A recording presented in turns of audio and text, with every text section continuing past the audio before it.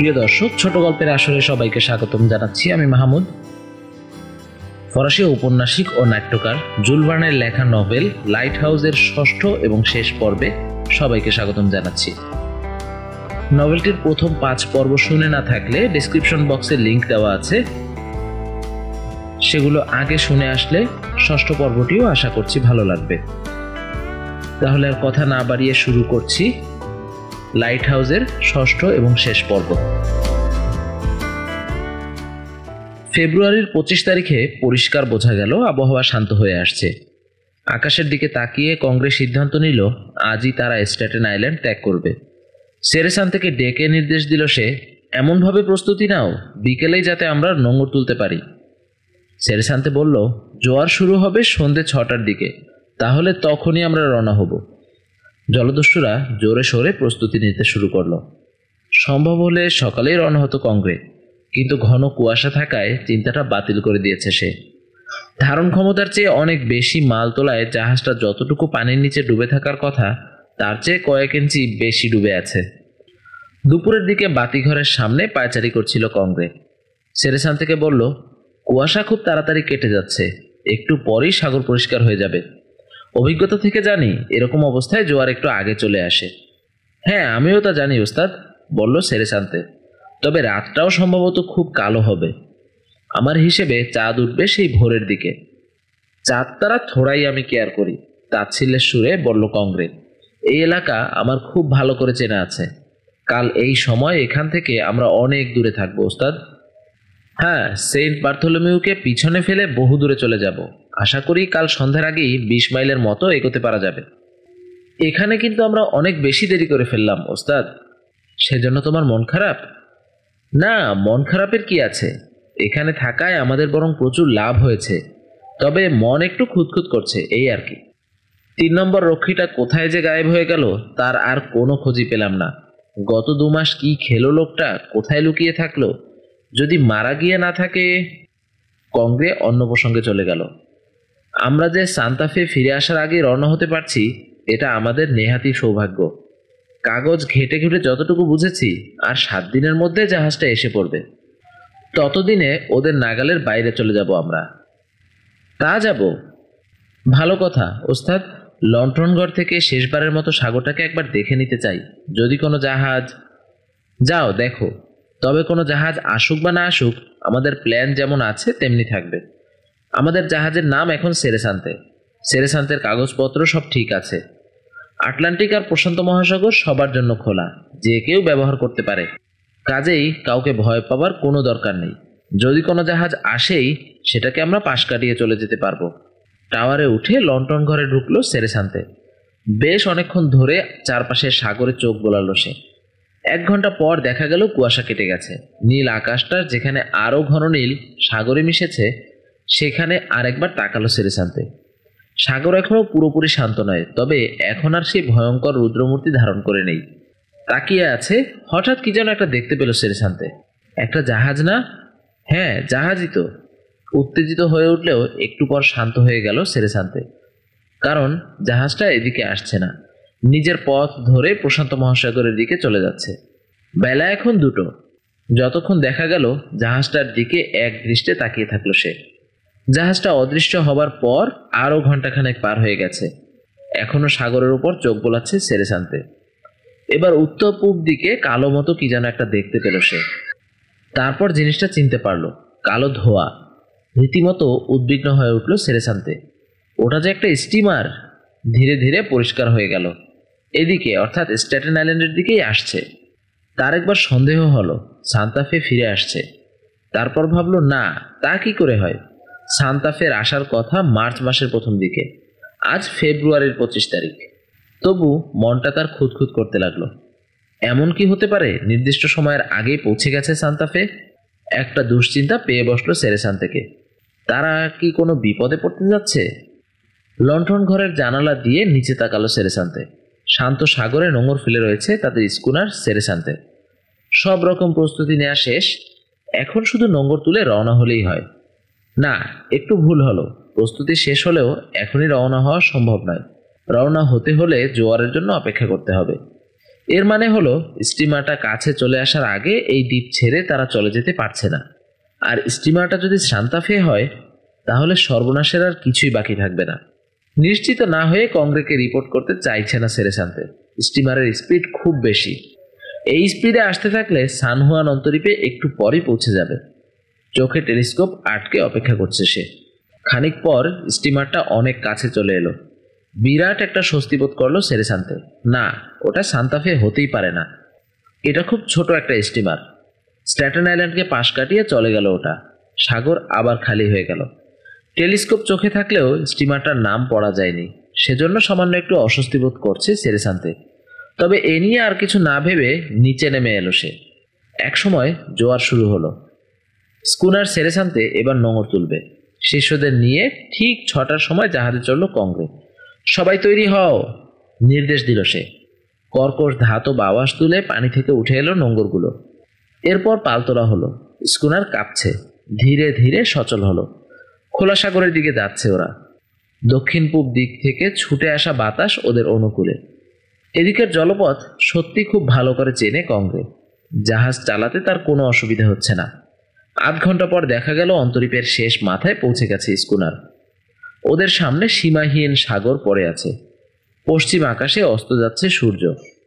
সেরেসান থেকে এগিয়ে আসতে দেখা গেল। আনন্দে উদ্ভাসিত হয়ে আছে তার চেহারা। হাসতে হাসতে কংগ্রেসকে বলল, আগে পিছে কোথাও কোনো বাধা নেই ওস্তাদ। আর একটু পরই উপসাগর থেকে বেরিয়ে যাব আমরা, কি বলো?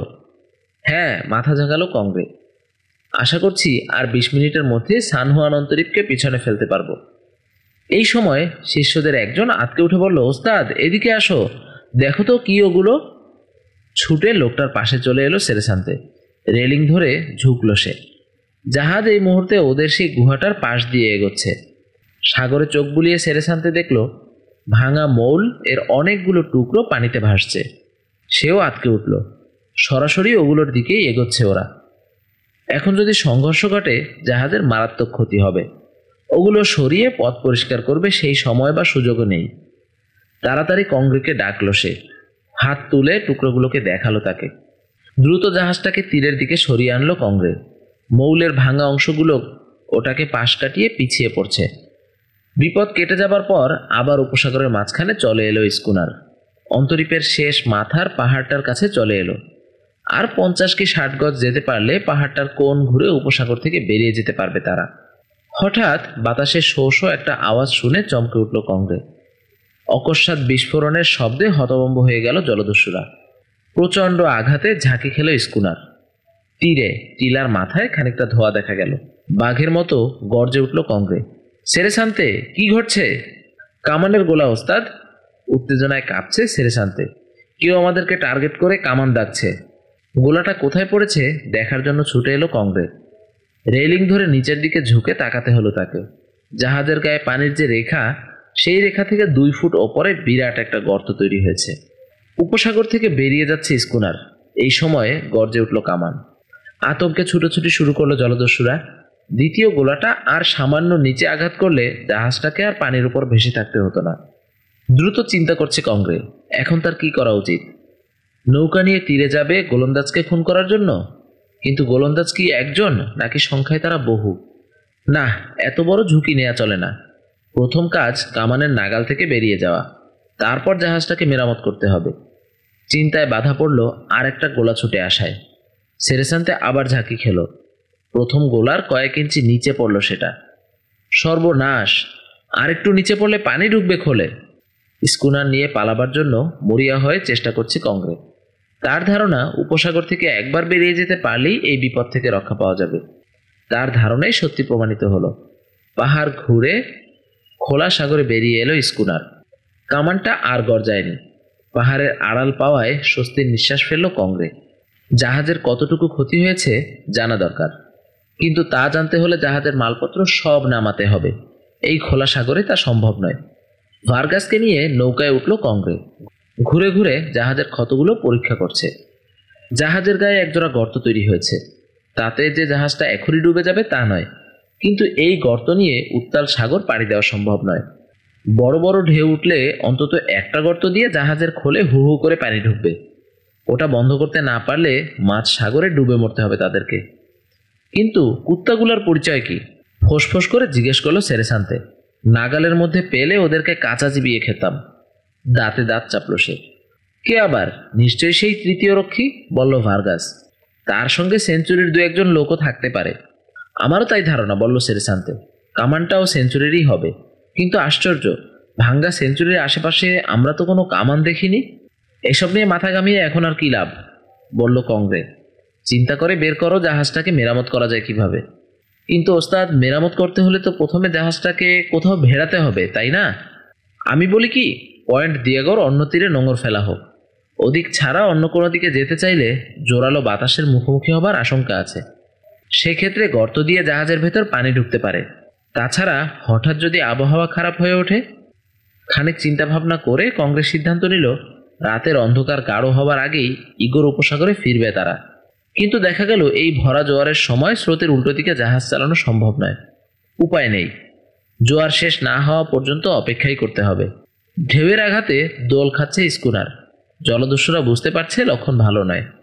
জাহাজ যদি আরেকটু কাত হয়, গর্ত দিয়ে হু হু করে ভেতরে পানি ঢুকবে। কাজেই শেষ পর্যন্ত সেরেসান্তের প্রস্তাব মেনে নিয়ে ডিয়াগো পয়েন্টেই নোঙর ফেলতে রাজি হলো কংগ্রে। রাত নামছে। একটু পর গাঢ় অন্ধকারে ঢাকা পড়ে যাবে সাগর। সেই অন্ধকারে তাদের সেরেসান্তের ডাঙার সঙ্গে ধাক্কা খেতে পারে। তবে কোনো বিপদ হলো না। মাঝরাতের আগেই ইগোর উপসাগরে আগের সেই পুরনো জায়গায় ফিরে এলো স্কুনার। আইনের চোখকে ফাঁকি দিয়ে এতদিন তারা এই দ্বীপে ঘাঁটি গেড়েছিল। দ্বীপটা এখন যেন তাদেরকে ছাড়তে চাইছে না। জলদস্যুদের মনের অবস্থা যে ভালো নয় তা কি আর বলার অপেক্ষা রাখে? ঠিক যখন তাদের এত সাধের স্বপ্ন বাস্তবে রূপ লাভ করতে যাচ্ছে, তখনই বিনা মেঘে বজ্রপাত। রাগ না হয়ে যায়। এদিকে শুধু যে কামানের গোলা ছুড়ে তাদেরকে থামিয়ে দেওয়া হয়েছে তা নয়, ওদিক থেকে ছুটে আসছে সান্তাফে। আর খুব বেশি হলে 4 কি 5 দিন, তারপরই ইগোর উপসাগরে পৌঁছে যাবে আর্জেন্টিনা সরকারের জাহাজটা। একেই বলে বিপদের ওপর বিপদ। কাজেই দাঁতে দাঁত ঘষছে দস্যু সর্দার কংগ্রে। এমন রাগই রেগে আছে, ভয়ে কেউ তার ধারে কাছে যেতে সাহস পাচ্ছে না। যদি কামড়ে দেয় বা ভেঙটি কাটে। সেরেসান্তের ক্ষতির পরিমাণ আর একটু কম হলে অন্য কোথাও গিয়ে নোঙর ফেলতে পারত কংগ্রে। কিন্তু জাহাজের জখম অত্যন্ত মারাত্মক। তাই যত দ্রুত সম্ভব মেরামত না করলেই নয়। তাছাড়া স্ট্যাটেন আইল্যান্ড ছাড়া জাহাজটাকে নিরাপদে রাখার আর কোনো জায়গাও তো আশেপাশে নেই। কংগ্রের মতো সেরেসান্তেও গনগনে আগুন হয়ে আছে। পারলে যেন নিজের হাতটাকেই কামড়ে ক্ষতবিক্ষত করে ফেলে। সে একবার জেদ ধরেছিল তাকে অনুমতি দেওয়া হোক, কামানের গোলা ছোড়ার জন্য যারা দায়ী তাদেরকে খুঁজে বের করে জীবনের মতো শিক্ষা দিয়ে আসুক। কিন্তু কংগ্রে অনুমতি দেয়নি। জবাবে বলেছে, দ্বীপে প্রতিপক্ষরা কজন আমরা জানি না, তাদের কাছে কি ধরনের অস্ত্র আছে তাও অজানা। কাজেই ঝুঁকি নেওয়াটা বোকামি হয়ে যাবে। শেষ পর্যন্ত সেরেসান্তেও তার যুক্তি মেনে নিয়েছে। লিডারকে সমর্থন করে বলল, ওদেরকে কুকুরের মতো গুলি করে মারতে পারলেও। শেষ পর্যন্ত সেরেসান্তেও তার যুক্তি মেনে নিয়েছে। লিডারকে সমর্থন করে বলল, ওদেরকে কুকুরের মতো গুলি করে মারলেও তো আমাদের কোনো লাভ হচ্ছে না। হ্যাঁ, মেরামতের কাজ তাড়াতাড়ি সেরে দ্বীপ ছেড়ে চলে যাওয়াই সব দিক থেকে ভালো। বাস্কেথ আর ডেভিসের খোঁজে সান হুয়ান অন্তরীপ জলদস্যুরা চষে ফেললেও কোনো লাভ হতো না, কারণ সেখানে ওরা নেই। ওরা তাহলে এখন কোথায়? তার আগে বলা দরকার কাল বিকেলটা ওরা কিভাবে কাটিয়েছে। সময়টা ওরা কাটিয়েছে একটা টিলার ওপর, কামানের পাশে দাঁড়িয়ে। কামানটাকে টিলার ওপর তুলে আনতে কাল ঘাম ছুটে গেছে ওদের। কয়েক ঘন্টায় একটানা পরিশ্রম করার পর সন্ধ্যে 6টার দিকে কাজটা শেষ করতে পারে। তোলার পর কামানের ব্যারেল উপসাগরের দিকে তাক করলো, তারপর তাতে গোলা ভরল। কামান দাগার সমস্ত প্রস্তুতি শেষ করে অপেক্ষায় ছিল ওরা। মুহূর্তের জন্যও সাগরের উপর থেকে চোখ সরায়নি। জলদস্যুদের স্কুনারটা নাগালের মধ্যে একবার এলে হয় শুধু, মজাটা দেখিয়ে দেবে। আমার প্ল্যানটা শোনো, বাস্কেটকে বলল ডেভিস। অনেক মাথা খাটিয়ে এটা আমি তৈরি করেছি। হ্যাঁ বলো, আমি শুনছি। জলদস্যুদের জাহাজ পুরোপুরি ডুবিয়ে দেওয়াটা বোকামি হবে। কেন জানো? কারণ জাহাজ ডুবে গেলে সাঁতরের তীরে উঠবে ওরা, তারপর আমাদেরকে খুঁজতে শুরু করবে। অতগুলো হিংস্র লোকের বিরুদ্ধে আমরা কিছুই করতে পারবো না। তাহলে কি করতে চাও তুমি? এমনভাবে গোলা ছুটতে হবে যাতে জাহাজের যথেষ্ট ক্ষতি হবে কিন্তু ডুববে না। জাহাজের যথেষ্ট ক্ষতি হলে সাগর পাড়ি দেওয়ার মতলব বাতিল করতে হবে ওদেরকে। তখন আমাদেরকে খুঁজতে বেরোবার চেয়ে জাহাজটাকে মেরামত করবার প্রয়োজনটাই বড় হয়ে দেখা দেবে। প্ল্যানটা তোমার মন্দ নয়, স্বীকার করলো বাস্কেট। কিন্তু ক্ষতির পরিমাণ যদি খুব কম হয়ে যায়, অল্প একটু মেরামতের কাজ সেরে আবার পালাতে চেষ্টা করবে না? ওখানেই আমাদের দক্ষতার পরিচয় দিতে হবে, বলল ডেভিস। গোলা ছুঁড়ে এমন ক্ষতিই করব, মালপত্র না নামিয়ে মেরামতের কাজে ওরা যেন হাত না দিতে পারে। মালপত্র নামাতে হলে পরে আবার তুলতেও হবে, তাতেই অন্তত 2 দিন নষ্ট হবে ওদের। কিন্তু যদি এমন হয় সান্তাফে 5-7 দিনের মধ্যেও এলো না? ডেভিস হেসে উঠে বলল, যদি দেখি সান্তাফে আসছে না, মেরামত করার পর জাহাজ নিয়ে চলে যাচ্ছে জলদস্যুরা, তাহলে একই অস্ত্র আবার ব্যবহার করতে আমাদের বাধা দিচ্ছে কে? মানে মানে আবার আমরা গোলা ছুঁড়ে জখম করব স্কুনারটাকে। এবার বাস্কেতও হেসে উঠল। তবে ডেভিস বলল, যদি দেখি জাহাজটার যথেষ্ট ক্ষতি হয়েছে, তাহলে দ্বিতীয়বার কামানটা ব্যবহার করা দরকার হবে না। সেক্ষেত্রে এই জায়গা ছেড়ে চলে যাব আমরা। দক্ষতার সঙ্গে কামানের গোলা ছুঁড়েছে ওরা। তার পরিণতি কি হয়েছে আমরা তা ইতোমধ্যেই জেনেছি।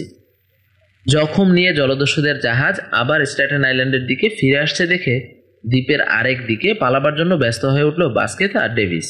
ওরা পালাচ্ছে জলদস্যুদের ভয়ে। ওদের খোঁজে এদিকে আসে যদি তারা। পালাবার প্ল্যানটা আগেই করা ছিল। টিলা থেকে নেমে সঙ্গে সঙ্গে রওনা হয়ে গেল দুজন। গুহা ছেড়ে মাইল 2 উত্তরে যাবে, খুঁজে বের করবে নতুন একটা নিরাপদ আশ্রয়। শুধু যে ডাকাতের ভয়ে পালাচ্ছে তা নয়, ওদিক থেকে কোনো জাহাজ এলে সেটাকে দেখতেও পারবে তারা। রওনা হবার সময় গুহা থেকে নিজেদের রসদ, অস্ত্র, গোলা বারুদ ইত্যাদি সবই গুছিয়ে নিল ওরা। 2 মাইল নয়, নিরাপদ আশ্রয়ের খোঁজে 5 মাইল হাঁটতে হলো ওদেরকে। মোটামুটি ভালোই একটা জায়গা পাওয়া গেছে। এখান থেকে সাগরের ওপর নজর রাখতে কোনো অসুবিধে নেই। সান্তাফে ফিরে এলে পরিষ্কারই দেখতে পাবে। 1 মার্চের সকাল থেকে সন্ধ্যা পর্যন্ত আড়াল থেকে খনিগুলোর উপর সতর্ক চোখ রাখলো ওরা।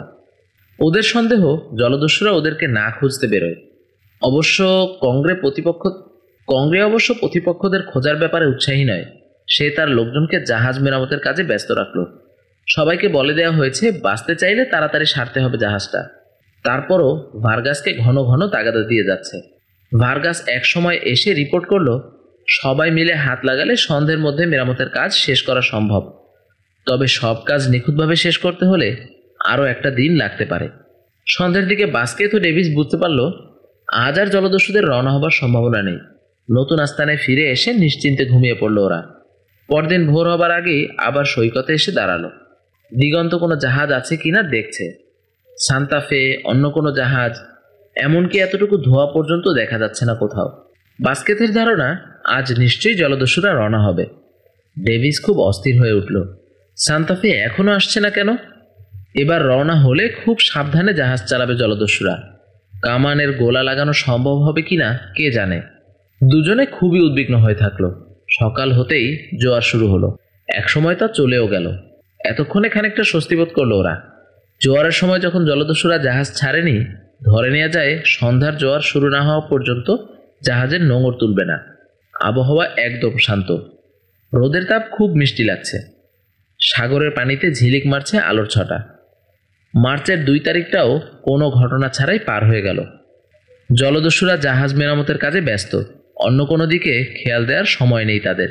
ওরা পালাবার জন্য তৈরি হচ্ছে, অথচ আমরা কিছুই করতে পারছি না। পায়চারি করতে করতে বলল ডেভিস, তোমার মাথায় তো আইডিয়া গিজগিজ করে, চিন্তা ভাবনা করে দেখো না কিছু করা যায় কিনা, বলল বাস্কেট। আমার ধারণা যথাসাধ্য চেষ্টা করেছি আমরা, এখন ঈশ্বর যা চাইবেন তাই হবে। পায়চারি করছে ডেভিস। তাকিয়ে আছে সাগরের দিকে, কি যেন চিন্তা করছে সে। বাস্কেট বিড়বিড় করে বলল, পাপ করলে ভুগতে হয়। আমরা প্রতিশোধ নিতে না পারলেও ঈশ্বর ওদেরকে ক্ষমা করবেন না। বাস্কেটের কথায় যেন কান নেই ডেভিসের। এমনভাবে পায়চারি করছে যেন খুব উত্তেজিত। তারপর হঠাৎ থমকে দাঁড়িয়ে পড়ল। বাস্কেটের দিকে তাকিয়ে বলল, কেমন হয় বলো তো, আমরা যদি কাছাকাছি গিয়ে দেখি ওরা কি করছে? তোমার কি মাথা খারাপ হলো? তুমি মনে হচ্ছে স্বেচ্ছায় খুনিদের হাতে ধরা পড়তে চাও। ধরা দেওয়ার কথা কি বলছে? ডেভিস একটু বিরক্ত হলো। কাছাকাছি থেকে দেখলে বোঝা যেত আজ সন্ধ্যার জোয়ারের সময়ে ওরা সত্যি রওনা হবে কিনা। তা জেনে আমাদের কি লাভ? কিছু না কিছু লাভ হতে বাধ্য, বলল ডেভিস। আসলে আমি নিজেকে আর সামলে রাখতে পারছি না বাস্কেট। এরকম অসহায়ভাবে কতক্ষণ থাকা যায় বলো? আচ্ছা, বাতিঘর এখান থেকে ঠিক কতটা দূরে? সরাসরি ওই পাহাড় ডিঙিয়ে গেলে 3 মাইল। আমি যাব বাস্কেট, প্লিজ আমাকে তুমি বাধা দিও না। 4টায় রওনা হলে সন্ধ্যার দিকে পৌঁছে যাব, তখনও আলো থাকবে। তবে সাবধান থাকলে ওরা আমাকে দেখতে পাবে না। ডেভিস ভেবেছিল বাস্কেট তাকে বাধা দেবে, কিন্তু বাস্কেট কিছুই বলল না। বলল না এই জন্যে যে সে জানে বাধা দিয়ে ডেভিসকে আটকানো যাবে না। তাছাড়া হাত পা গুটিয়ে অপেক্ষা করতেও তারও ভালো লাগছে না। ডেভিস আবার বলল, তুমি এখান থেকে সাগরের উপর নজর রাখো বাস্কেট। আমার ফিরে আসতে খুব একটা রাত হবে না। বাস্কেট সংক্ষেপে বলল, তুমি একা যাচ্ছ না ডেভিস, আমিও যাচ্ছি তোমার সঙ্গে। বিচ্ছিন্ন হওয়া উচিত হবে না, এটা বিবেচনা করে একসঙ্গে যাবার সিদ্ধান্ত নিল ওরা। 4টে বাজতে এখনো দেরি আছে। সৈকতে ডেভিসকে দাঁড় করিয়ে রেখে নিজেদের আস্তানায় ফিরে এলো বাস্কেট।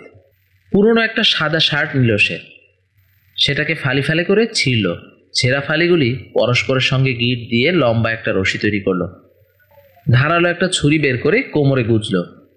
হাতে থাকলো 2টো রিভলভার আর কিছু খাবার। ডেভিসের কাছে ফিরে এসে একটা রিভলভার আর কিছু কার্ট্রিজ দিল বাস্কেট। সৈকতে একটা পাথরের আড়ালে বসে সামান্য কিছু মুখে দিয়ে নিল দুজনে। খাচ্ছে। ডেভিস জানতে চাইল, হাতে তৈরি রশিটা খুব রহস্যময় লাগছে আমার, ভেঙে বলো দেখি ব্যাপারটা কি। প্রশ্নটা এড়িয়ে গিয়ে বাস্কেট বলল, সন্ধ্যের সময় আবার জিজ্ঞেস করো।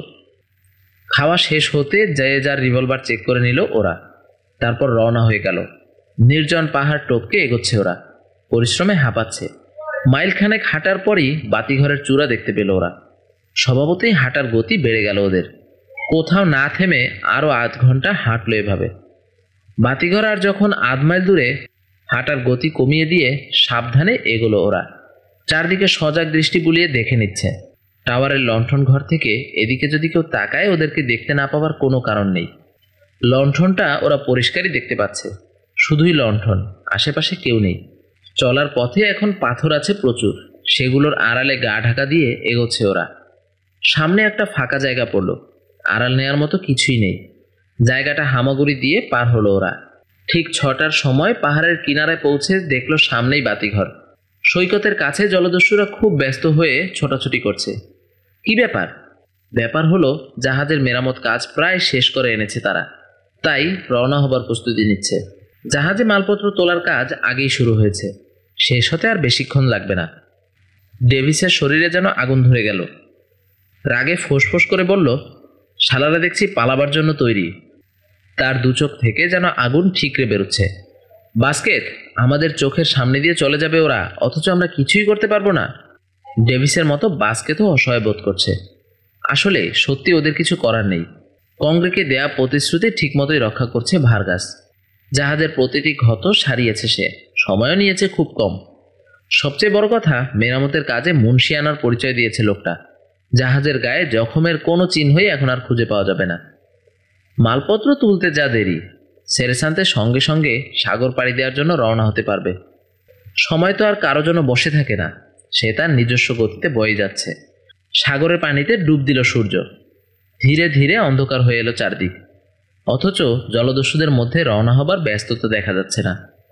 বাস্কেট আর ডেভিস একটা টিলার ওপর পাথরের আড়ালে গা ঢাকা দিয়ে রয়েছে। এতটা দূর থেকে জলদস্যুদের মতিগতি ঠিকমতো ঠাহর করতে পারছে না, তবে ওদের কথাবার্তা শুনতে পাচ্ছে। জলদস্যুরা হইচই আর হাসাহাসি করছে। ভারী জিনিসপত্র বয়ে নিয়ে যাবার সময় হেইয় হেইয় করছে। রাত 10টা বাজলো। হাসি আর হইহট্টগোলের আওয়াজ এখন আর শোনা যাচ্ছে না।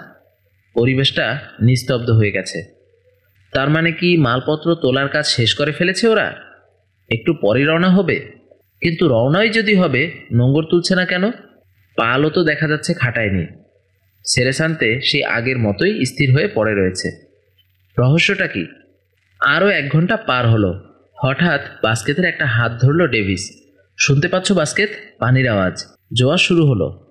তোমার কি ধারণা এবার রওনা হবে ওরা? আজ যদি নাও হয়, কাল তো হবেই। মাথা নাড়ল বাস্কেট। না ডেভিস, খনিরা কালও রওনা হতে পারবে না। সত্যি কথা বলতে কি, এই দ্বীপ ছেড়ে কোনোদিন ওরা যেতে পারবে না। পাথরের আড়াল থেকে খোলা জায়গায় বেরিয়ে এলো সে। হতভম্ব হয়ে তার পিছু নিল ডেভিস। দুজনেই বাতিঘরের দিকে হাঁটছে। কয়েক মিনিট লাগলো টাওয়ারের নিচে পৌঁছাতে। মাটিতে কি যেন হাতড়াচ্ছে বাস্কেট। সম্ভবত একটা বড় আকারের পাথরই হবে। মাটি থেকে তুলে সরিয়ে রাখলো। যেখানে পাথরটা ছিল, এখন সেখানে একটা গর্ত দেখা যাচ্ছে। কষ্ট হবে, তবে চেষ্টা করলে 2জন মানুষ ঢুকে যেতে পারবে ভিতরে। ডেভিসের কানের কাছে মুখ সরিয়ে এনে ফিসফিস করলো বাস্কেট, গর্তে নামো। কি ব্যাপার বাস্কেট? ডেভিস ইতস্তত করছে। বাতিঘরে থাকার সময় এই গর্তটা আবিষ্কার করছিলাম। তখনই মনে হয়েছিল এটা হয়তো একদিন কাজে লাগবে। আর কোনো প্রশ্ন না করে গর্তের ভিতর ঢুকলো ডেভিস। তাকে অনুসরণ করলো বাস্কেট। গর্তটা খুব একটা বড় নয়, গা ঘেঁষাঘেঁষি করে কোনো রকমে থাকতে পারবে দুজনে। বাস্কেট বলল, এখানে তোমাকে রেখে আমি একটু ঘুরে আসি। আমি না ফেরা পর্যন্ত এই গর্ত ছেড়ে তুমি বেরোবে না। ঘুরে আসবে? কি বলছো? ডেভিস অবাক। কোথায় যাবে তুমি? ডাকাতদের জাহাজে যাচ্ছি আমি, বাস্কেট বলল। তুমি এখানেই আমার জন্য অপেক্ষা করো। তুমি একা ওদের জাহাজে যাবে? ডেভিস যেন বাস্কেটের কথা বিশ্বাস করতে পারছে না।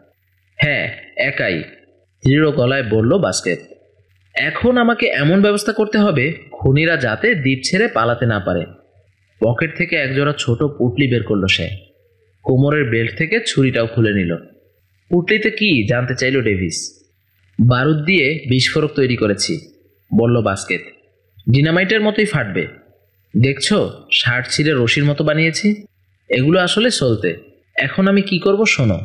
পুটলি দুটো মাথায় বাঁধবো, তীর থেকে পানিতে নেমে সাঁতরে উঠবো জাহাজে, মাস্তুলের কাছে পুটলি দুটো রাখবো, তারপর সলতেতে আগুন ধরিয়ে দিয়ে ফিরে আসব। কি সম্ভব নয়? আরে, বুদ্ধিটা তো চমৎকার। হঠাৎ উল্লাসিত বোধ করছে ডেভিস। হ্যাঁ, সম্ভব। কিন্তু এই বিস্ফোরক তুমি কখন তৈরি করলে?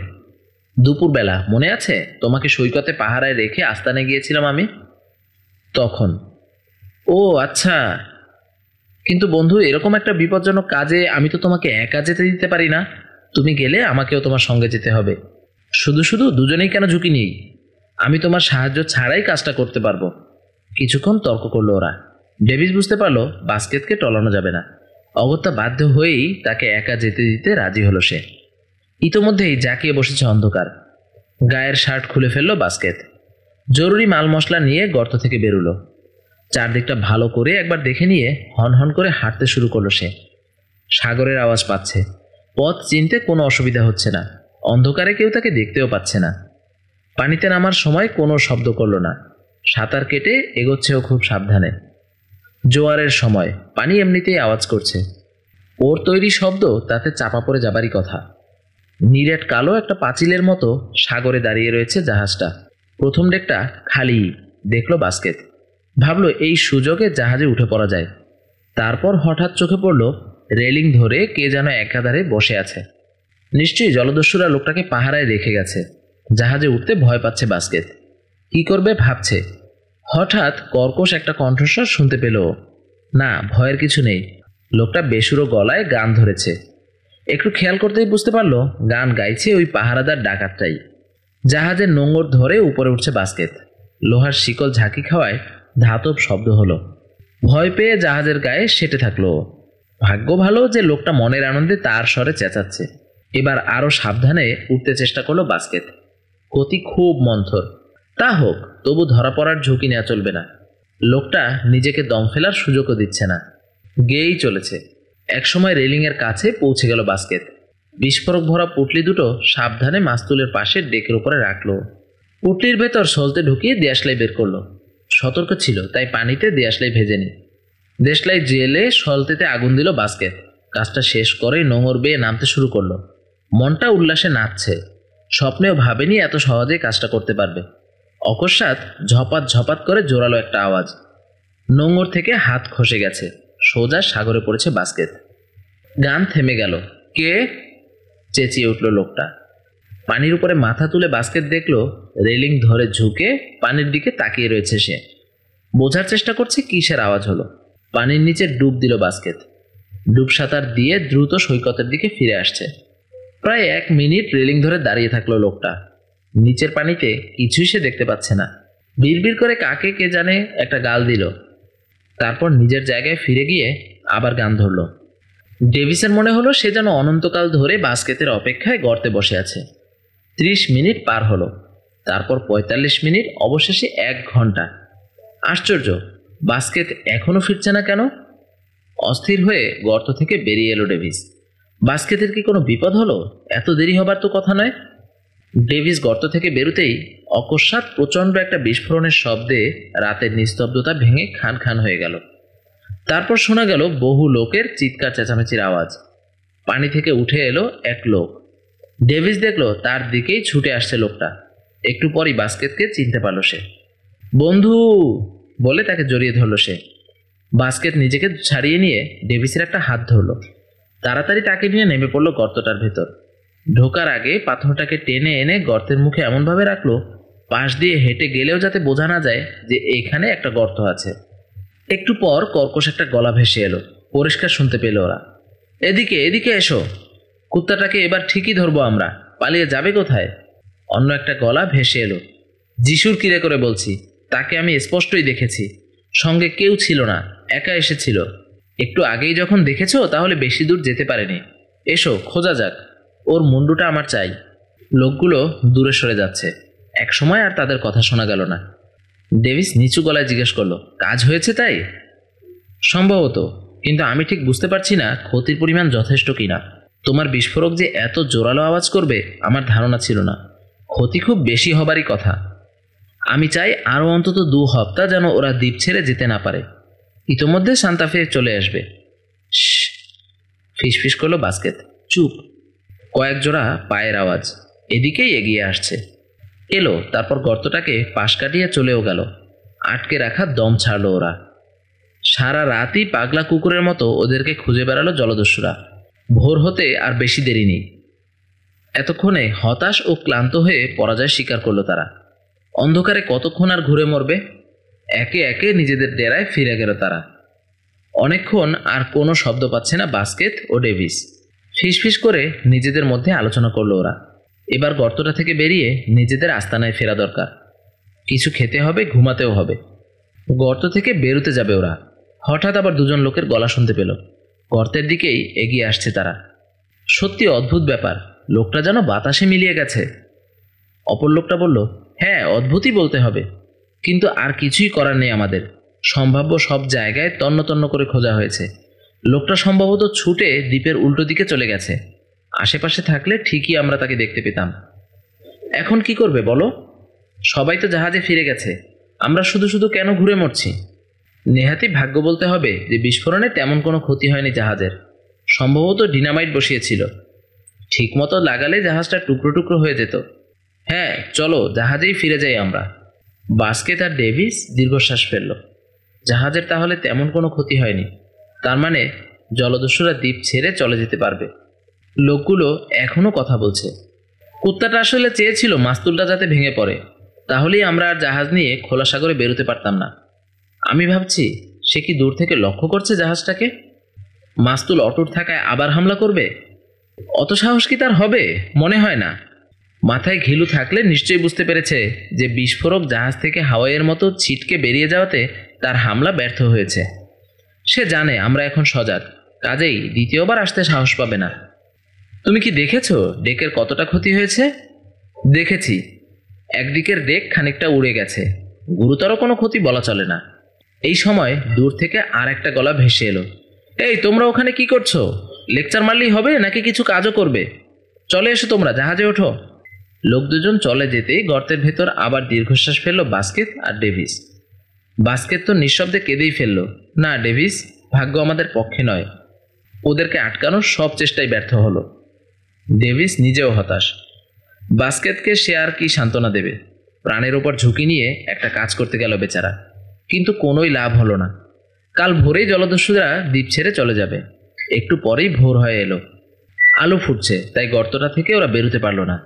বাস্কেট খুব ভয় পাচ্ছে। রাতের অন্ধকারে জলদস্যুরা গর্তটা দেখতে পায়নি, কিন্তু দিনের আলোয় পাবে। ডেভিসের সাহায্য নিয়ে পাথরটাকে আরও কাছে টেনে আনলো। ফলে গর্তের মুখ প্রায় পুরোটাই চাপা পড়ে গেল। সকাল হলো। ধীরে ধীরে বেলা বাড়ছে। জলদস্যুদের কোনো সারা শব্দ নেই। গর্তের ভেতরে গরমে সিদ্ধ হচ্ছে ওরা। খিদেও পেয়েছে প্রচণ্ড, কিন্তু সাহস করে বেরোবার কথা একবারও ভাবছে না ওরা। একসময় দুপুর হলো। দুপুর গড়িয়ে বিকেল। জাহাজটা এখনো রওনা হয়নি। এটা বেশ বোঝা যাচ্ছে। রওনা হবার আগে নোঙর তুলতে হবে, আর নোঙর তুললে ধাতব শব্দ শোনা যাবে। বাস্কেট আর ডেভিস ধারণা করলো সন্ধ্যের পর জোয়ারের সময় জাহাজ ছাড়বে তারা। সারা রাত ঘুমোতে পারেনি, দুজনেই ঢুলছে। হঠাৎ চমকে উঠল ধাতব ঘর ঘর আওয়াজ শুনে। সঙ্গে সঙ্গে আওয়াজটা চিনতে পারল ওরা। পানি থেকে জাহাজের নোঙর তোলা হচ্ছে। কোনো সন্দেহ নেই, এবার খনিগুলো দ্বীপ ছেড়ে চলে যাবে। অসহায় রাগে দিশেহারা বোধ করছে বাস্কেট। পরিস্থিতি ভুলে পাথরটা সরিয়ে ফেলল সে। গর্ত থেকে মাথা তুলে উকি দিল বাইরে। সূর্য এরই মধ্যে পাহাড়ের আড়ালে নেমে গেছে। সন্দেহতে আর বেশি দেরি নেই। বাস্কেট দেখল না, এখনো স্কুনারের নোঙর তোলা হয়নি, তবে তোলার আয়োজন চলছে পুরোদমে। বিস্ফোরণের ফলে জাহাজটা কতটুকু ক্ষতিগ্রস্ত হয়েছে এখান থেকে তা বোঝা যাচ্ছে না। জলদস্যুদের আচরণ দেখে মনে হচ্ছে না তারা চিন্তিত। না, তেমন কোনো ক্ষতি সত্যিই হয়নি। গর্ত থেকে বেরুলো বাস্কেট। একটা পাথর দেখতে পেয়ে গা ঢাকা দিল সেটার আড়ালে। উকি দিয়ে জলদস্যুদের গতিবিধি লক্ষ্য করছে। ডেভিসও এবার বেরিয়ে এসে তার পিছনে দাঁড়ালো। জলদস্যুরা প্রায় সবাই জাহাজে উঠে পড়েছে। দু একজন শিষ্যকে নিয়ে তীরে এখনো দাঁড়িয়ে রয়েছে কংগ্রে। শিষ্যদের মধ্যে সেরেসান্তেও রয়েছে। নিজেদের মধ্যে কি বিষয়ে যেন আলাপ করলো তারা। তারপর সেরেসান্তেকে নিয়ে বাতিঘরের দিকে হাঁটা ধরলো কংগ্রে। সাবধান, ডেভিসকে সাবধান করে দিল বাস্কেট। ওরা কিন্তু এদিকেই আসছে। সেরেসান্তে বাতিঘরে যাচ্ছে টাওয়ারে উঠে শেষ একবার চারদিকে চোখ বোলাবার জন্য। জাহাজ তৈরি, এখনই তারা রওনা হবে। রওনা হওয়ার আগে সাগরটা অবশ্যই একবার দেখা দরকার। যদি দেখা যায় এদিকে কোনো জাহাজ আসছে, সতর্ক হবার সময় পাওয়া যাবে। সেরেসান্তের মনে হলো রাতটা শান্তই থাকবে, কোনো ঝড়টর উঠবে না। বাতাসে তেমন জোর নেই, সাগরও প্রায় শান্ত। টাওয়ারে উঠে লণ্ঠন ঘরে ঢুকলো সেরেসান্তে। বাতিঘরের সামনে দাঁড়িয়ে আছে কংগ্রে। ভেতরে ঢোকেনি সে। পাথরের আড়াল থেকে টাওয়ারের জানালার দিকে তাকিয়ে আছে বাস্কেট আর ডেভিস। সেরেসান্তেকে জানালায় দেখতে পাচ্ছে ওরা। চোখে দূরবীন তুলে সাগরের দিকে চোখ বোলাচ্ছে সেরেসান্তে। দিগন্তের কাছে সাগর ও আকাশ এক হয়ে মিশে আছে। কালো ও ঝাপসা একটা রেখার মতো লাগছে। দিনটা শেষ হতে চলেছে। সূর্যের আলো পড়ায় সাদা মেঘগুলো লাল হয়ে উঠেছে। সাগরের নীল পানিতে মেঘের প্রতিবিম্ব। শেষ হতে হতেও দিনটা যেন শেষ হচ্ছে না। এখনো সাগর আলোকিত। শান্ত সাগরকে খুব সুন্দর লাগছে দেখতে, কিন্তু সেই সৌন্দর্য উপভোগ করার সময় নেই সেরেসান্তের। অকস্মাৎ তীক্ষ্ণ গলায় চেঁচিয়ে উঠল সে। নিচে চমকে উঠল কংগ্রে আর তার শিষ্যরা। সবাই একযোগে মুখ তুলে তাকালো। কি হলো? সেরেসান্তে চেঁচাচ্ছে কেন? সেরেসান্তে আবার চিৎকার করলো, সান্তা ফে, সান্তা ফে, সান্তা ফে। কংগ্রের মাথায় যেন আকাশ ভেঙে পড়ল। মানুষের গলা থেকেও যে বজ্রপাতের মতো আওয়াজ বেরোতে পারে, সেরেসান্তে সেটা প্রমাণ করে ছাড়ল। দুটো মাত্র শব্দ, সান্তা ফে। কিন্তু এই শব্দ দুটোর মধ্যে যে কি আতঙ্ক লুকিয়ে থাকতে পারে, জলদস্যুরা তা হাড়ে হাড়ে টের পেল। সেরেসান্তের উচ্চারিত শব্দ দুটো অনেকক্ষণ তাদের কানে ধ্বনিত প্রতিধ্বনিত হতে লাগলো, সান্তা ফে, সান্তা ফে। হতভম্ব কংগ্রে যেখানে দাঁড়িয়েছিল সেখানেই দাঁড়িয়ে আছে, এক চুল নড়ার শক্তি নেই। মুখ এমন সাদা হয়ে গেল যেন একটা মরা দাঁড়িয়ে আছে ওখানে। তার শিষ্যরাও কেউ এক চুল নড়ছে না। তাদের পায়ের তলায় যেন মাটি নেই। সান্তাফে আসছে, সান্তাফে পৌঁছে গেছে। সেরেসান্তে ভুল দেখেনি তো? জাহাজটা কি এদিকেই আসছে? সত্যিই কি ওটি সান্তাফে? সংবিত ফিরে পেতেই ছুটে বাতিঘরে ঢুকলো কংগ্রে। সিঁড়ি বেয়ে তরতর করে টাওয়ারে উঠল। লণ্ঠন ঘরে ঢুকেই খেকিয়ে উঠল, কই, কোথায়? জাহাজটা আমাকে দেখাও। জানালার দিকে একটা হাত তুলে সেরেসান্তে, ওই দিকে উত্তর পূবে তাকাও। সেদিকে তাকিয়ে সত্যি একটা জাহাজ দেখতে পেল কংগ্রে। দূরত্বটা আন্দাজ করতে পারো? জিজ্ঞেস করলো সে। কিছু কম বেশি হতে পারে, এই ধরো মাইল 10। তাহলে তো রাত নামার আগে দ্বীপে পৌঁছাতে পারবে না। তা পারবে না, পৌঁছাবার আগেই চারদিকে অন্ধকার হয়ে যাবে। ছৌ দিয়ে সেরেসান্তের হাত থেকে দূরবীনটা নিল কংগ্রে। সেটা চোখে তুলে আবার সাগরের দিকে তাকালো। চোং দিয়ে গল গল করে ধোয়া ছাড়ছে জাহাজটা। সোজা স্ট্যাটেন আইল্যান্ডের দিকেই আসছে বটে। বেসুরো গলায় স্বীকার করলো সে, হ্যাঁ, ভুল দেখেনি, সান্তা ফেই। আমাদের ভাগ্যটাই খারাপ ওস্তাদ। সেরেসান্তের গলায় রাজ্যের ক্ষোভ। দ্বীপে লুকিয়ে থাকা কুত্তারা দুইবার করে বাধা দিয়েছে, তা না হলে এতক্ষণে আমরা প্রশান্ত মহাসাগরে থাকতাম। সে প্রসঙ্গ থাক সেরেসান্তে, বলল কংগ্রে। এখন কি করা হবে তাই বলো। তুমি বলে দাও ওস্তাদ, আমার মাথা কাজ করছে না। বিপদের সময় হাল ছেড়ে দিলে চলবে কেন? শোনো, এখনই আমাদের রওনা হতে হবে। এখনই? হ্যাঁ, এখনই। কিন্তু খানিক দূরে গেলেই তো সান্তাফের সামনে পড়ে যাব। ওরা তো এদিকেই আসছে। এখন আসছে, একটু পর আর আসতে দেখবে না। মানে? এর মধ্যে কোনো রহস্য বা ধাঁধা নেই। বাতিঘরের আলো জ্বলবে না, কিন্তু কেন জ্বলবে না তা সান্তাফের ক্যাপ্টেন জানবে না। কাজেই দ্বীপে জাহাজ ভেড়াতে সাহস পাবে না। বাস্কেট আর ডেভিসও তাই ধারণা করলো। বাতিঘরের আলো জ্বলছে না দেখে সতর্ক হয়ে যাবে ক্যাপ্টেন লাফায়েত। অন্ধকারে ঝুঁকি নিয়ে জাহাজ ভেড়াবেন না। সূর্য যেহেতু ডুবেছে, নিয়ম অনুসারে এখনই আলোটা জ্বলে ওঠার কথা। তা যখন জ্বলছে না, ক্যাপ্টেন খোলা সাগরেই নোঙর ফেলার সিদ্ধান্ত নেবেন। এই দ্বীপে অনেকবারই এসেছেন তিনি, কিন্তু প্রতিবারই দিনের আলোয়। রাতের অন্ধকারে তীরের দিকে এগোলে যে বিপদ হবে তার চেয়ে ভালো আর কে জানে।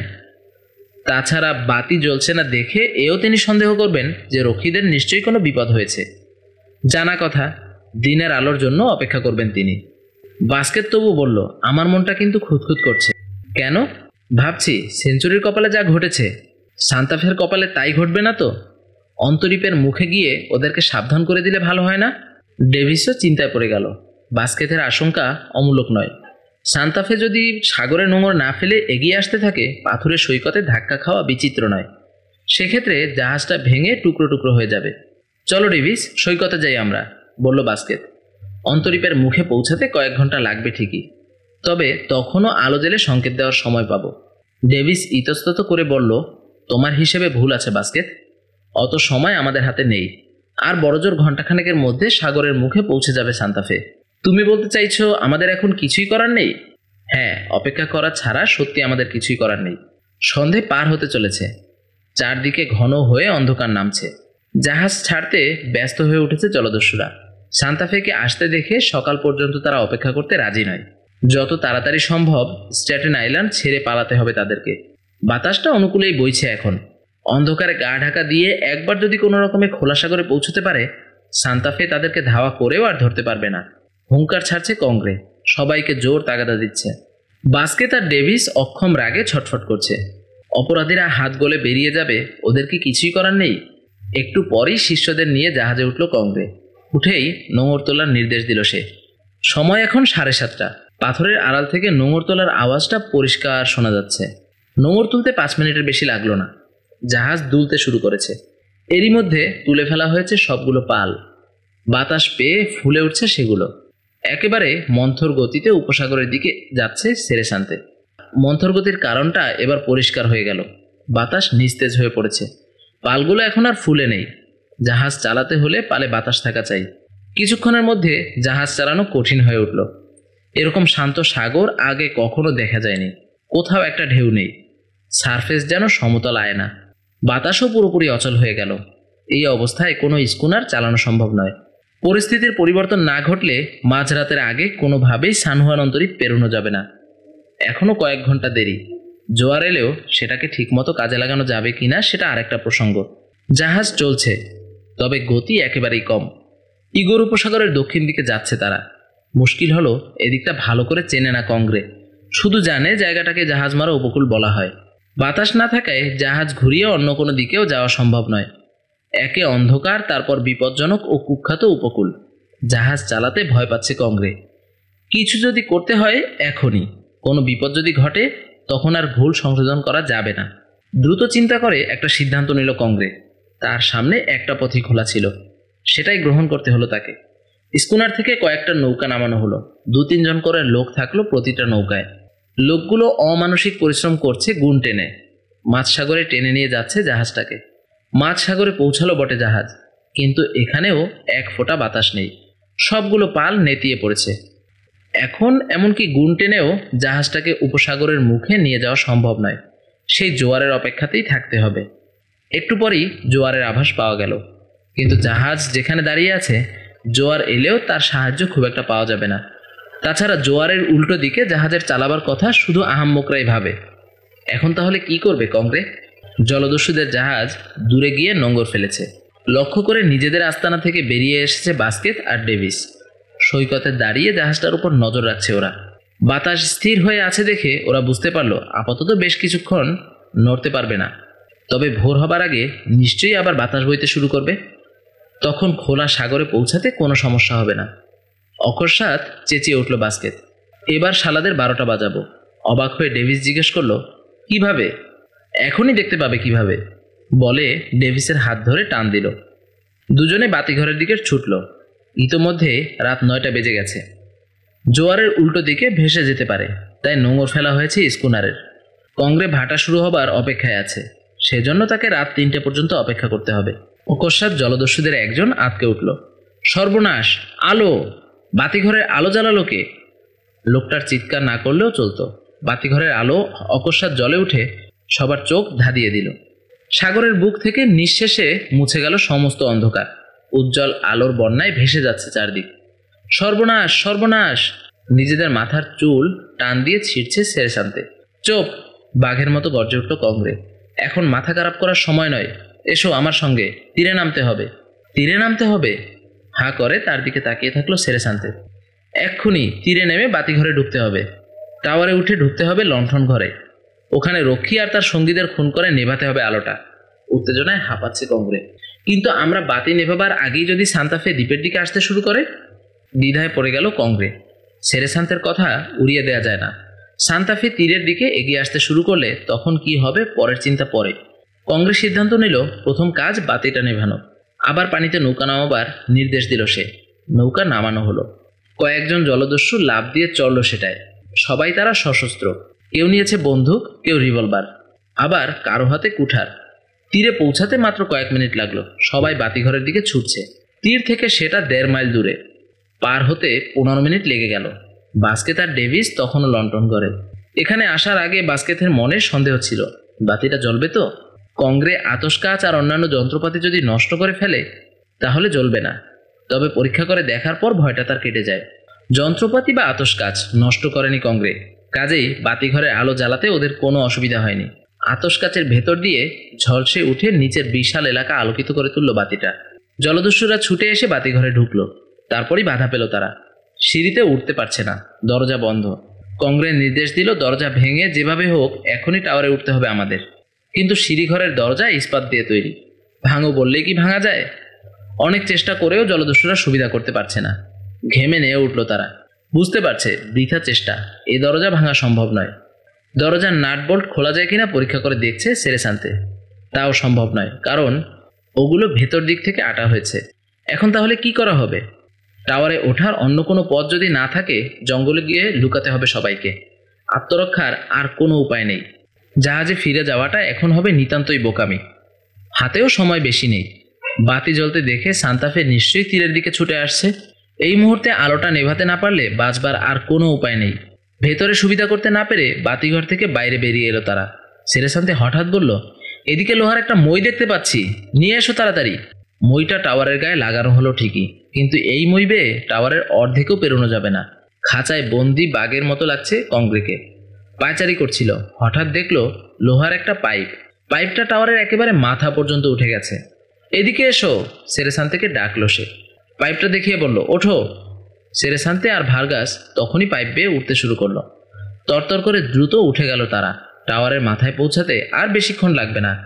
এই সময় পরপর কয়েকটা গুলির আওয়াজ হলো। টাওয়ারের ছাদ থেকে রিভলভার দিয়ে গুলি করেছে বাস্কেট আর ডেভিস। গুলি খেয়ে পাইপ ছেড়ে দিল ভার্গাস আর সেরেসান্তে। ভারী বস্তার মতো লাশ দুটো খসে পড়ল নিচে। আর ঠিক তখনই তীক্ষ্ণ শব্দে সান্তাফের বাঁশি বেজে উঠল। এই বাঁশির শব্দ আসলে একটা সংকেত। সান্তাফে বলতে চাইছে তারা তীরের একেবারে কাছে পৌঁছে গেছে। জলদস্যুদের এখন আর পালাবারও উপায় নেই। সান্তাফে এখনই নোঙর ফেলবে। অন্ধকারে ছোটাছুটি করছে কংগ্রে আর তার শিষ্যরা। একসময় তাদেরকে আর বাতিঘরের আশেপাশেই দেখা গেল না। একটু পরেই রাতের নিস্তব্ধতা ভেঙে দিয়ে তীরের কাছাকাছি নোঙর ফেলল সান্তাফে। আরও খানিক পর দেখা গেল বাস্কেট আর ডেভিস ওটার ডেক ধরে হাঁটছে। বাস্কেট আর ডেভিস সান্তাফেতে চড়তেই ওদেরকে নিজেদের কেবিনে ডেকে পাঠালেন ক্যাপ্টেন লাফায়েত। কুশলাতে জিজ্ঞেস করে প্রথমেই তিনি প্রশ্ন করলেন, এত দেরি করে আলো জ্বালার কারণ কি বাস্কেট? বাস্কেট জবাব দিল, প্রায় 2.5 মাস হতে চলল বাতিঘরের আলো একবারও জ্বলেনি ক্যাপ্টেন। গত 2.5 মাসে আজই প্রথম আলোটা আমরা জ্বালতে পারলাম। 2.5 মাস? কি বলছো তুমি? ফিলিপ আর মরিস কোথায়? ওরা দুজন খুন হয়ে গেছে ক্যাপ্টেন। সান্তাফে এখান থেকে চলে যাবার পর বাতিঘর দখল করে নিয়েছিল একদল জলদস্যু। বাতিঘরের একজন মাত্র রক্ষী বেঁচে আছে স্যার। ডেভিস আর বাস্কেট সব কথা খুলে বলল ক্যাপ্টেনকে। ধীরে ধীরে বর্ণনা করলো কিভাবে খুন হলো ফিলিপ আর মরিস। বাস্কেট কিভাবে পালিয়ে প্রাণ বাঁচালো, সেঞ্চুরি কিভাবে ধ্বংস হলো, ডেভিসকে কিভাবে উদ্ধার করলো বাস্কেট, কিভাবে কামান দেগে জলদস্যুদের পালিয়ে যেতে বাধা দিয়েছে ওরা। সবশেষে ডেভিস বলল, আজ রাতে বাতিঘরের আলোটা জ্বালাবার বুদ্ধি বাস্কেটের মাথাতেই আসে। আলো জ্বালা না হলে জলদস্যুরা এতক্ষণে জাহাজ নিয়ে অনেক দূরে চলে যেত। সব শুনে ক্যাপ্টেন লাফায়েত ওদের উচ্ছ্বসিত প্রশংসা করলেন। বাস্কেট ও ডেভিসের সঙ্গে করমর্দন করলেন তিনি। বললেন, তোমরা সাহস করে বাধা দিয়েছিলে বলেই খুনিরা পালাতে পারেনি। এর জন্য অবশ্যই তোমরা উপযুক্ত পুরস্কার পাবে, তবে তার আগে ডাকাতদের দলটাকে শায়েস্তা করতে হবে। ওদেরকে এমন সাজা দেব বাপের নাম পর্যন্ত ভুলে যাবে। সান্তাফের নাবিকরা কিছুক্ষণের মধ্যেই সব কথা জেনে ফেলল। বাস্কেট আর ডেভিসকে অকুণ্ঠ চিত্তে অভিবাদন জানানো তারা। গল্পগুজবের ফাঁকে কখন যে রাত শেষ হয়ে গেছে ওরা কেউ টেরই পায়নি। ভোরের আলোকে আজ মনে হলো আশীর্বাদ। ডেকে বেরিয়ে এসে ওরা দেখলো আকাশের রং হালকা নীল, দিগন্তের কাছে সাগর লাল হয়ে আছে। ইতোমধ্যে নতুন 3 জন রক্ষীর সঙ্গে ভাব জমিয়ে ফেলেছে বাস্কেট। তাদের মুখেই খবরটা পেল ও। কাল রাতেই সান্তাফের একদল সশস্ত্র লোক জলদস্যুদের জাহাজটা দখল করতে গেছে। সেরেসান্তে আর ভার্গাস মারা গেলেও পালেরকোদা কংগ্রে আর তার 10-12 জন শিষ্য এখনো বেঁচে আছে। দ্বীপেই কোথাও লুকিয়ে আছে তারা। যেভাবে হোক খুঁজে বের করতে হবে তাদেরকে। নতুন 3 রক্ষীকে এই দ্বীপে রেখে যাবেন ক্যাপ্টেন লাফায়েত। আর কিছু না হোক তাদের নিরাপত্তার স্বার্থেও জলদস্যুদের গ্রেপ্তার করার দরকার। কাজটা খুব কঠিন হবে, কারণ দ্বীপটা তো আর ছোট নয়। একটা দিক আবার অসম্ভব দুর্গম। জলদস্যুরা হয়তো সেদিকেই গা ঢাকা দিয়েছে। তা দিক, ধরা তাদেরকে পড়তেই হবে। যতদিন না ধরা পড়ছে ততদিন দ্বীপ ছেড়ে নড়বে না সান্তাফে। বাস্কেট জানালো জলদস্যুদের কাছে খাবার নেই। সেন্ট বার্থোলোমিও অন্তরীপের কাছে ওদের একটা আস্তানা ছিল, অনেক আগেই সেটা খালি হয়ে গেছে। ইগোর উপসাগরের তীরে একটা গুহায় রসদ রেখেছিল, তাও সরিয়ে ফেলেছে। না খেয়ে কতদিন আর থাকতে পারবে। ভোরবেলায় জলদস্যুদের খোঁজে বেরিয়ে পড়লেন ক্যাপ্টেন লাফায়েত। সঙ্গে বাস্কেট আর ডেভিস তো থাকলোই, আরও থাকলো বেশ কয়েকজন সশস্ত্র নাবিক। জলদস্যুদের গুহায় এসে কাউকেই পাওয়া গেল না। সামান্য কিছু মালপত্র ছাড়া এখানে আর কিছুই নেই। খাবার দাবার বা মূল্যবান সামগ্রী সবই অনেক আগে সরিয়ে ফেলা হয়েছে। রাতে হয়তো জলদস্যুরা এখানে একবার এসেছিল, আত্মগোপনের জন্য জায়গাটা নিরাপদ মনে না হওয়ায় অন্যদিকে চলে গেছে। ক্যাপ্টেন লাফায়েত ভাবছেন এই দ্বীপে বেশি দিন লুকিয়ে থাকা কারো পক্ষেই সম্ভব নয়। কাজেই জলদস্যুদের আত্মসমর্পণ করাই উচিত। কিন্তু তা যখন তারা করছে না, তল্লাশি চালিয়েই গ্রেফতার করতে হবে। সেন্ট বার্থোলোমিও অন্তরীপ পর্যন্ত চষে ফেললেন তিনি, কিন্তু জলদস্যুদের ছায়া পর্যন্ত দেখা গেল না কোথাও। এভাবে পরপর কয়েকদিন ধরেই তল্লাশি চলল, কিন্তু কোনো লাভ হলো না। তারপর অবশেষে মার্চের 10 তারিখে ক্ষুদপিপাসায় কাতর অল্প কয়েকজন লোক বাতিঘরের ফটক দিয়ে হোঁচট খেতে খেতে ভিতরে ঢুকলো। জানা গেল সবাই তারা ফিজির লোক। ক্লান্তিতে দুর্বল হয়ে পড়া লোকগুলো আত্মসমর্পণ করার সিদ্ধান্ত নিয়েই এখানে এসেছে। ভালো খাওয়া দাওয়া করিয়ে চাঙ্গা করা হলো তাদের। তারপর পায়ে শেকল পরিয়ে ঢুকিয়ে দেওয়া হলো সান্তাফের জেলখানায়। এই ঘটনার কয়েকদিন পর 5টা লাশ পাওয়া গেল। লেফটেন্যান্ট রিগাল ওয়েবস্টার অন্তরীপে তল্লাশি চালাতে গিয়েছিল, সেখানেই পড়ে থাকতে দেখলো লাশগুলো। সান্তাফের ডাক্তার পরীক্ষা করে জানালেন লোকগুলো মারা গেছে অনাহারে। বাস্কেট বলল এগুলোর মধ্যে কংগ্রের লাশ নেই। তল্লাশি চালানো বন্ধ হয়নি, কিন্তু কংগ্রেকে কোথাও পাওয়া যাচ্ছে না। তারপর একদিন বাতিঘর থেকে 500 গজ দূরে এক লোককে দেখা গেল। টলতে টলতে এদিকেই এগিয়ে আসার চেষ্টা করছে সে, কিন্তু পারছে না। অনেক কষ্টে সিধে হয়ে দাঁড়াচ্ছে লোকটা। 2-1 পা এগোচ্ছে, কিন্তু তারপরই আবার পড়ে যাচ্ছে। নতুন আসা রক্ষীদের সঙ্গে বাতিঘরের সামনে দাঁড়িয়ে গল্প করছিল বাস্কেট। হঠাৎ লোকটার দিকে চোখ পড়তেই চেঁচিয়ে উঠল, কংগ্রে কংগ্রে আসছে, ওই যে ওইদিকে। চিৎকার শুনে তখনই সেখানে ছুটে এলেন ক্যাপ্টেন লাফায়েত ও লেফটেন্যান্ট রিগাল। কয়েকজন নাবিককে নিয়ে এরই মধ্যে কংগ্রের দিকে ছুটে গেছেন ডেভিস। কংগ্রের এদিকে আসাটা সত্যিই বিস্ময়কর। কিসের আশায় আসছে সে? ধরা দিয়ে তো কোনো লাভ হবে না, তার অপরাধের কোনো ক্ষমা নেই। ফাঁসিতে তাকে অবশ্যই চড়তে হবে। সব জেনেও কেন সে আসছে? ডেভিস আর নাবিকরা কংগ্রের কাছে তখনও পৌঁছায়নি। হঠাৎ একটা রিভলভার গর্জে উঠল। গুলি খেয়ে মাটিতে লুটিয়ে পড়ল কংগ্রে। ক্যাপ্টেন লাফায়েত প্রচণ্ড রাগে কাঁপতে শুরু করলেন। কার এত সাহস যে তার উপস্থিতিতে তার অনুমতি না নিয়ে কংগ্রেকে গুলি করলো? আইন হাতে তুলে নেওয়ার অধিকার কে দিল তাকে? অসম্ভব। এত বড় অন্যায় তিনি ক্ষমা করবেন না। কংগ্রে আত্মসমর্পণ করতে আসছিল, সে সুযোগ তাকে অবশ্যই দেওয়া উচিত ছিল। তারপর জানা গেল ক্যাপ্টেন লাফায়েত অনেকটা দূরে ছিলেন বলে আসল ঘটনা বুঝতে পারেননি। কংগ্রেকে কেউ গুলি করেনি, সে নিজেই নিজেকে গুলি করেছে। কেন বাতিঘরের সামনে এসে সে আত্মহত্যা করলো তারও ব্যাখ্যা পাওয়া গেল। কংগ্রে ভেঙেছে, কিন্তু মচকায়নি। তার বেল্টে রিভলভার ছিল, সেটা বের করে নিজের কপালে ঠেকিয়ে ট্রিগার টেনে দিয়েছে সে। সবাইকে দেখিয়ে ফাঁসির রশিকেই ফাঁকি দিয়েছে জলদস্যু সর্দার। স্ট্যাটেন আইল্যান্ডে গত 3 মাস ধরে রোমহর্ষক একটা নাটক চলছিল। কংগ্রে আত্মহত্যা করার সঙ্গে সঙ্গেই তার সমাপ্তি ঘটল। মার্চের 3 তারিখ থেকে নির্দিষ্ট সময় ধরে নিয়মিতই বাতিঘরের আলো জ্বালানো হচ্ছে। নতুন রক্ষীদের সব দেখিয়ে ও বুঝিয়ে দিয়েছে বাস্কেট। জলদস্যুদের মাত্র 7 জন বেঁচে আছে। তারাও সান্তা ফের অন্ধকার খুপড়িতে বসে ফাঁসিতে চড়ার প্রহর গুনছে। ক্যাপ্টেন লাফায়েত তাদেরকে জেরা করে জেনেছেন দীর্ঘ কয়েক বছর ধরে অসংখ্য জাহাজকে ডুবিয়েছে তারা, খুন করেছে অগন্তি মানুষকে। বুয়েনোস আয়ার্সের আদালতে খুব তাড়াতাড়ি তাদের বিচার শুরু হবে। বিচারে যে তাদের প্রত্যেকেরই ফাঁসি হবে তাতে কোনো সন্দেহ নেই। ডেভিস আর বাস্কেট সান্তা ফেতে চড়ে রওনা হবার জন্য তৈরি হয়েই আছে। প্রথমে ওরা বুয়েনোস আয়ার্সেই যাবে। ওখান থেকেই ডেভিস চলে যাবে যুক্তরাষ্ট্রের মোবিলে। নতুন একটা কাজ জোগাড় করতে তার কোনো অসুবিধা হবে না। তবে বাস্কেট দেশে ফিরে আর কোনো কাজ খুঁজবে না, কারণ তার অবসর নেওয়ার সময় হয়েছে। সারাটা জীবনই তো দুঃসাহসিক কাজে কঠিন সংগ্রামের ভেতর দিয়ে কাটালো, কাজেই এবার চাই বিশ্রাম। তবে দেশে ফিরেছে ঠিকই, মনটা ভালো নেই। এসেছিল 3 জন, ফিরতে হচ্ছে একা। বন্ধুদের কথা ভেবেই মনটা ওর বিষণ্ণ হয়ে আছে। বাতিঘরের টাওয়ারকে বিদায় জানাবার জন্য সান্তা ফের ডেক থেকে কামান দাগা হলো। তারিখটা ছিল 18ই মার্চ। সূর্য অস্ত যাচ্ছে। এই সময় রওনা হলো সান্তা ফে। সন্ধ্যার কালো ছায়া যখন গাঢ় হতে শুরু করেছে, ঠিক তখনই সমস্ত কালিমা ঝেঁটিয়ে বিদায় করে দিল চোখ ধাঁধানো তীব্র আলোর একটা বন্যা। সেই আলো গায়ে মেখে ঝিকিয়ে উঠল সাগরের ঢেউ। রাত যত বাড়ছে আলোর উজ্জ্বলতাও তত বাড়ছে। সেই সঙ্গে আরও দূরে মিলিয়ে যাচ্ছে সান্তা ফে। জোয়ার শুরু হয়েছে আগেই। আলোকিত বালিয়াড়িগুলো একে একে ডুবে যাচ্ছে।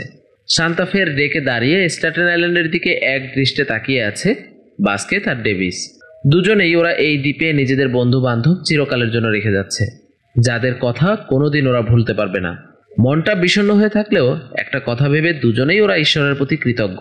অদ্ভুত হলেও সত্যি যে আজও ওরা বেঁচে আছে। লাইট হাউস নভেলটি এখানেই শেষ। প্রিয় দর্শক শ্রোতা, আপনারা এতক্ষণ শুনছিলেন ফরাসি ঔপন্যাসিক জুল ভার্নের লেখা একটি নোভেল লাইট হাউসের 6ষ্ঠ ও শেষ পর্ব। আশা করছি নোভেলটি সবার ভালো লেগেছে। যদি আমাদের গল্পগুলো ভালো লেগে থাকে তাহলে চ্যানেলটি সাবস্ক্রাইব করে রাখতে ভুলবেন না। বিভিন্ন লেখকের গল্প প্লেলিস্ট করে দেওয়া আছে, সময় করে শুনে দেখতে পারেন। আশা করছি সেগুলোও ভালো লাগবে। তাহলে এখানে আজকে বিদায় নিচ্ছি। সবাই ভালো থাকবেন। টাটা।